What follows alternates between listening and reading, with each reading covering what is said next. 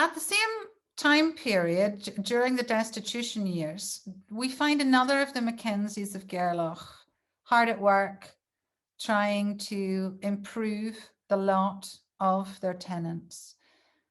And she's the second wife of the deceased Sir Francis and another trustee of the estate.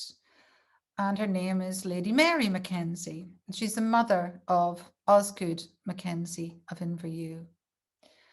When she married Sir Francis as his second wife and came to Gairloch in the 1830s, Lady Mary began to organise training for local women to improve their spinning skills and their knitting skills. And after her husband died, she came to live at Flowerdale for about 10 years as a trustee for her stepson Kenneth. And she really threw her energies into establishing the manufacture and the export of quality Gairloch stockings. And we know that in 1847, we know this from letters to the Destitution Board in Edinburgh, that she had over 100 women employed in spinning alone.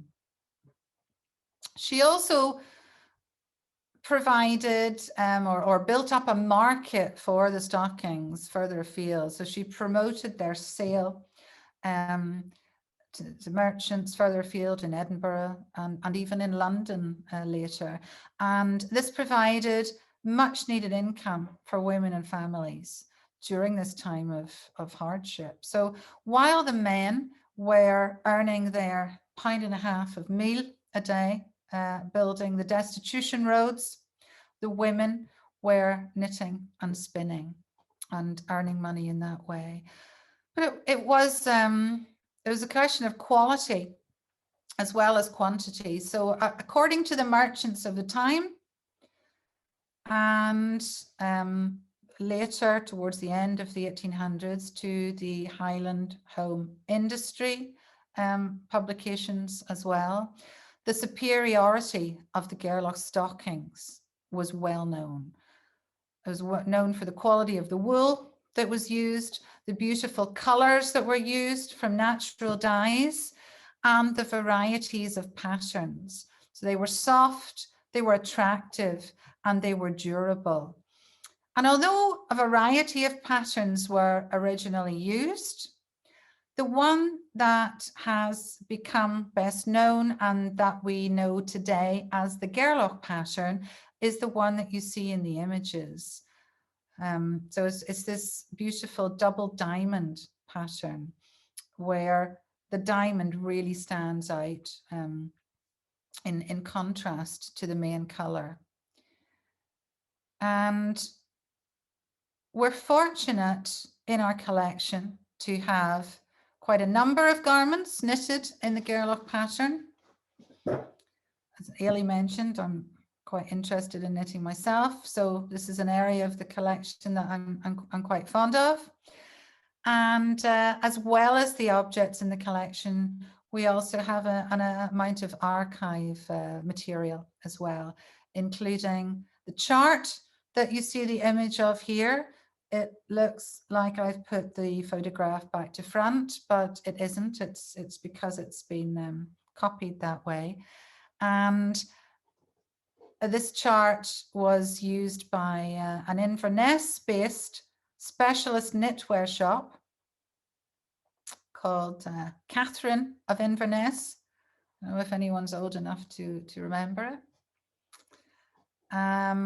To make garments for sale. In this case, a waistcoat. And you can see the Gairloch pattern has been embellished there with a cross in the center of the diamond. And we do sometimes see these little deviations from the double diamond pattern. And in fact, in one example that we have in the museum, we have the caberfet, the stag's head and antlers of the Mackenzie crest in the center of the diamond.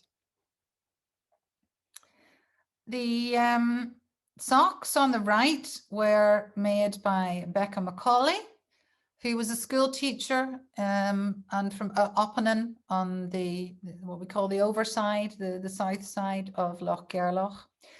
She was a great knitter. She revived the Gairloch pattern really in the 1970s. And we sell a modern version of it in the museum shop today. If there are any knitters out there, you can find it on Ravelry. And the stockings and another waistcoat from our collection will feature in an online exhibition of Highland costume called Highland Threads, which we're putting together with some of the other Highland museums, and that starts on the 1st of April. So